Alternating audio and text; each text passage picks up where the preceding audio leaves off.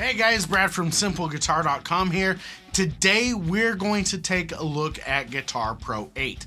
Now Guitar Pro 8 just came out and I've been getting questions about how do you use Guitar Pro?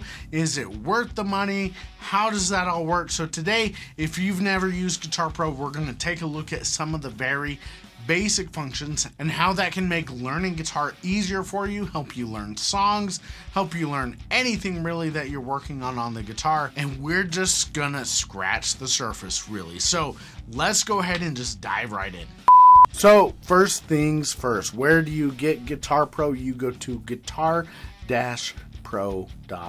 and that is where you can buy it. You can download a demo. Now, I'm not affiliated with them. I don't make anything if you do this. In fact, I have an education license, so I use it for my music school. But what you do is you click buy now right here, and that will take you to this page. And if you've never had Guitar Pro before, it's going to be $69.95 for you to get it. And it's really handy, right? But if you are upgrading from a previous version of Guitar Pro, you have until July 31st to get it for $24.50, or later it's going to be $34.95 for the upgrade fee. For me, I think it's worth it to pay that price to be able to get it, because it's the kind of program where they only update this every few years, and so it's not like a yearly thing that you're going to have to pay $35 a year to keep upgrading or something like that.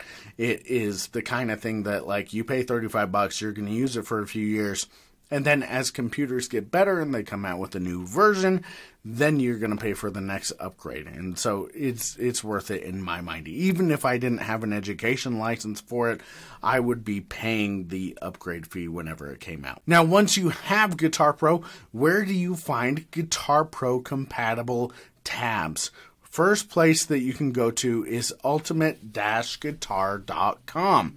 And when you get here, you can type in any song or artist or anything like that in the bar. You could search up the Beatles, you know, the Beach Boys, whatever it is, right? But check this out. Just to make this easy, Stranger Things 4 Part 2 just came out, and so Master of Puppets is huge. So I'm just going to click Master of Puppets right there on the tab, and you can see this is just a regular tab. So it's all just text, right? But let's do this. I'm going to go back to the home page right here, okay?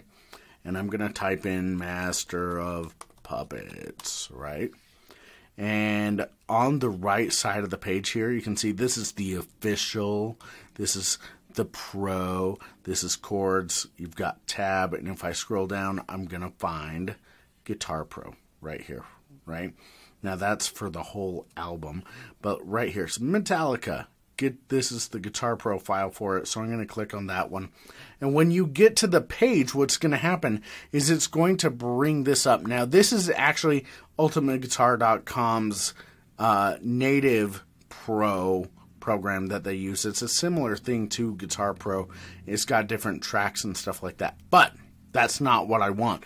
I want the actual Guitar Pro tab. So I'm going to scroll all the way down here, because they try to hide this to get you to use their thing, right? So I'm going to scroll all the way down, keep going, and you see this button where it says Download Guitar Pro tab. I'm going to click that, and that will download the Guitar Pro tab to my download folder.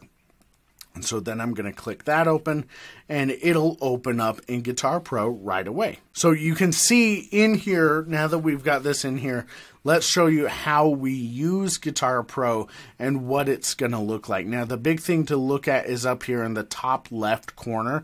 You've got your home button, and then you've got the left pane button, which will bring up the editing window. These are all tools to edit your tab. You've got the bottom tracks window, so this will show you down here all the different tracks for the song. And these all have different instruments or different parts that are played in the song transcribed for that track. So for example, right now this is Kirk Hammett's lead guitar stuff. And like this first one here, this is James Hetfield's rhythm guitar stuff, right? We've got the bass, we've got the the drums, we've got strings, all that different stuff going on all at once, right? So this is one reason why Guitar Pro is so handy, is you can have all the different parts at once. So now, on as well as that, let me move my head over to this side. You've got the window here for the right side. So this side will give you song information or track information. This is where you would change your sounds. You can change the tuning.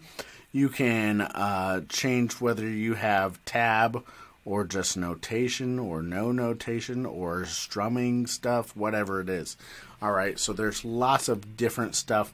That's just a really quick overview of how this will look once you open this up and get into it. But the trick is, once you are in here, how does it work? Well, if you're looking at the actual guitar tab, and this is just right here, your yellow box here is your cursor. So wherever you click that is where you are going to be in the song. Now, once you have that, you can click the play button at the top here, or if you're savvy, you can just hit the space bar and it'll start to play.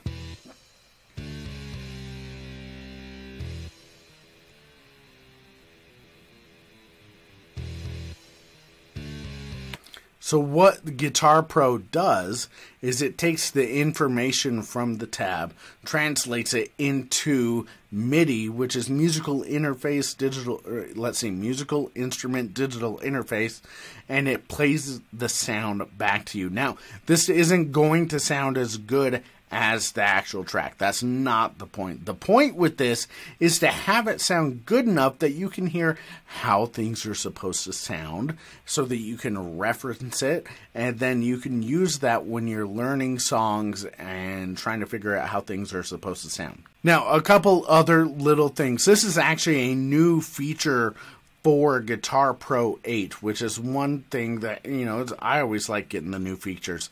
But if I'm listening to this track, which is James Hetfield's rhythm stuff, down here there's this focus or unfocus current track. And if I turn that up, it's going to focus a lot more on the one track that I have selected. And if I turn it down, you're going to hear more mix of the rest of the tracks. To the point that you can just turn it down like this.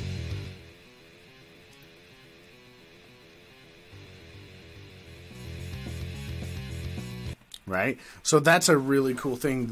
What we used to do in Guitar Pro 7 and before is you'd have to hit the solo button, which is the headphones there, and any tracks that you have enabled with the solo button will be the only ones that you hear, or you mute specific tracks, whatever you want to do with it, right? Doesn't matter which one you use. But I just like this new focus unfocus track button or knob. It's pretty cool. Now, the other thing is, if you are totally brand new to Guitar Pro, one thing that I always do whenever I'm downloading a Guitar Pro file is I assume that, at least to some degree, the file that I'm going to download, whoever tabbed it out, has done it wrong. That's just part of, that's just how it goes. Most of the stuff that you're going to download it's just not going to be 100% correct most of the time, okay? Unless you find somebody who's like super ridiculously OCD about stuff. Like, as far as drum tracks go, looking at the drum music for this, whoever did this did a pretty dang good job with this. It's not how I would have done it, but it's way better than I've seen for a lot of other songs. So maybe one day we can do a video about terrible Guitar Pro files and how to fix them, right? That's how it goes. Now let's go ahead and actually create a brand new track, or actually a new file, a new song, okay? And I'm just going to do this as a steel string guitar, okay? And I'm going to hit that, because here's one thing that you can do. If you are looking to create your own tabs with Guitar Pro, this is how you do it. You open up a new file. You have to understand the tempo of whatever it is that you're doing, your time signature for whatever it is you're doing. I'm going to assume that right now we're just going to do 120 beats per minute and 4/4 time, okay? So let's just say that we're doing a scale here.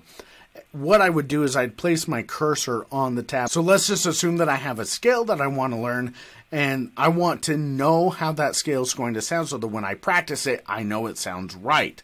So what you would do is you would type out the scale that you have somewhere else. So let's do just like the G major scale right now. So that would be my 3rd fret on my 6th string, and then my 5th fret on my 6th string, and then let's do 3 notes per string. So 7th fret, and then on the 5th string, 3rd fret, 5th fret, 7th fret, and then on the 4th string, let's do the 4th fret, 5th fret, and then let's go up to the 9th, so let's do 7, and then back down exactly the same way that we just did.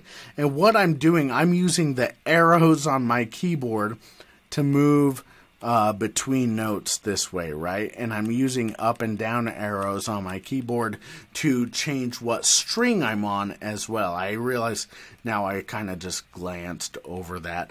And then I'm hitting the number on my keyboard for the fret, okay?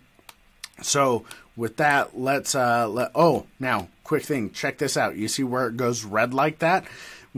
If your measure turns red, that means that it's not complete or it has too many beats in it. So in this case, our time signature is 4/4.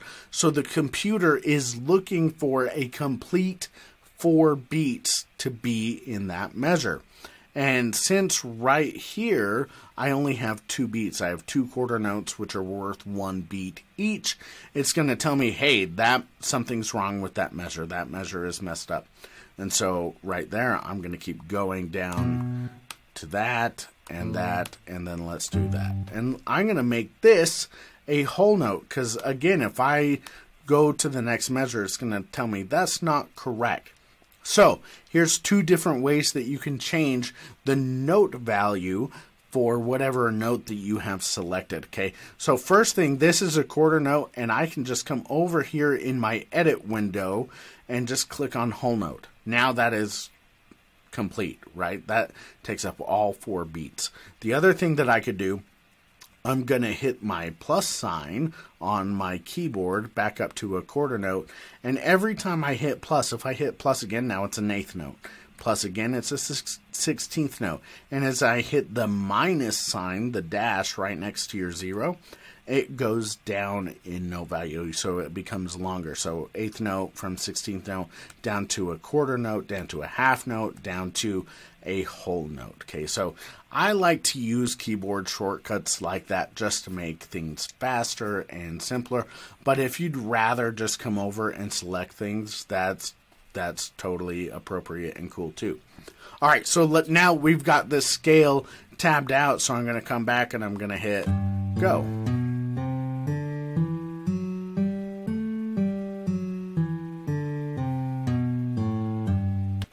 Right, so I think I did it, okay.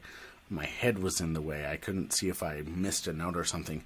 So that's how you would create your own tabs. Now let's say that I wanted this to be even more involved and I wanted to have chords and all that different stuff. Then we would do, let's do...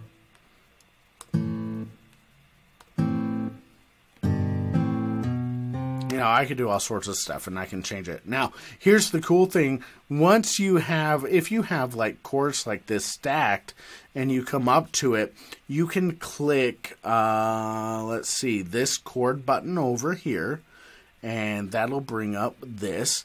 I don't normally hit that button. What I do is I just press A on my keyboard. And if you hover over that, you'll see that A pops up. But either way, this is going to tell you what the fingering is for what you just did, what the name of the chord is, and then if you hit OK, it's going to label it.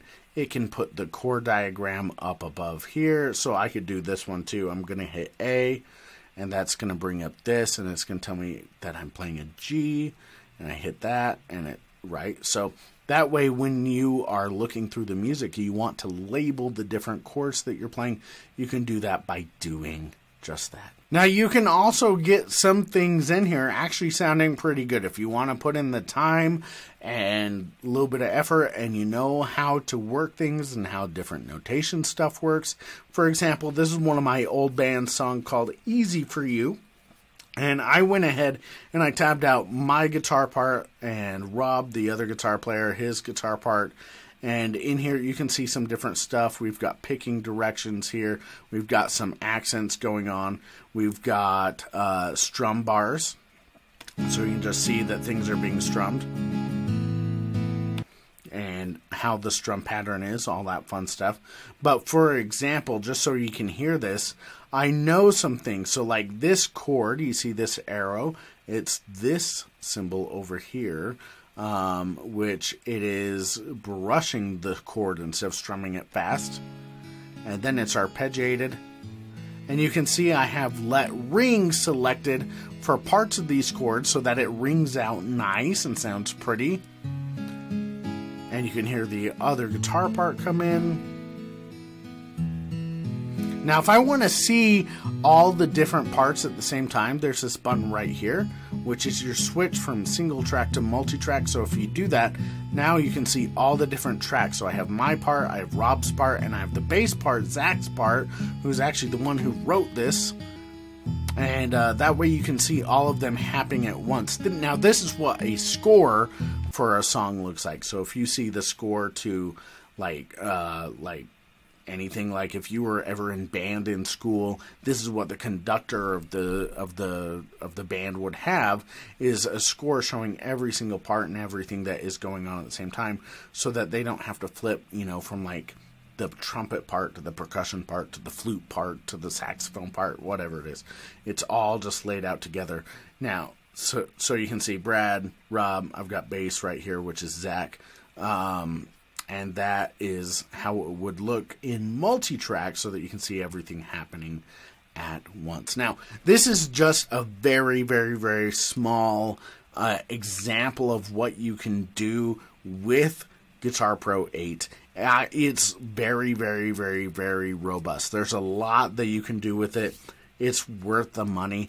And so if you have any other specific questions about, hey, how do I do this in Guitar Pro 8? Let me know down in the comments. Leave me a comment. Let me know. I can make future videos on specific things within Guitar Pro 8 and help you out more that way.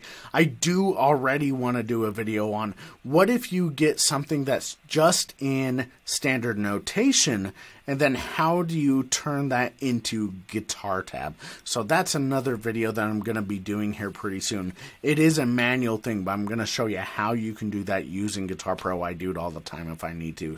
But that is how you get started using Guitar Pro 8 to learn songs, to learn your different scales, or hear how whatever it is that you're learning is supposed to sound, so that when you play, you can be sure that you are playing it right. Now, this is a modern tool for us to learn guitar playing that makes it easier for us. You know, sometimes there are diehards. Like, I know that when my dad learned guitar, he was learning on his record player and moving the needle back and forth to repeat sections all the time, right?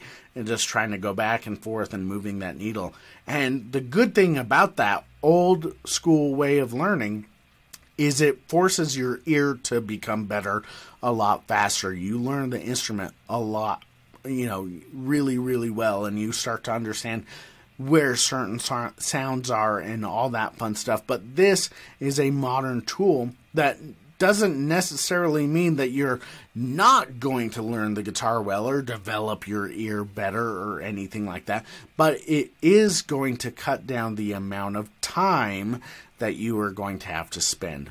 I still think it's worth to learn how to learn things by ear, and the more that you play, the more you're going to naturally gravitate to being able to understand the sounds that you're hearing, where they are on the guitar, and you're going to start picking stuff up by ear. But Guitar Pro is still a great tool to use for learning and for practicing and all sorts of fun stuff. So I hope that was helpful for you. And like I said, let me know if you have any other questions about Guitar Pro 8 down in the comments below, and I will make some future videos on how to do stuff in Guitar Pro 8.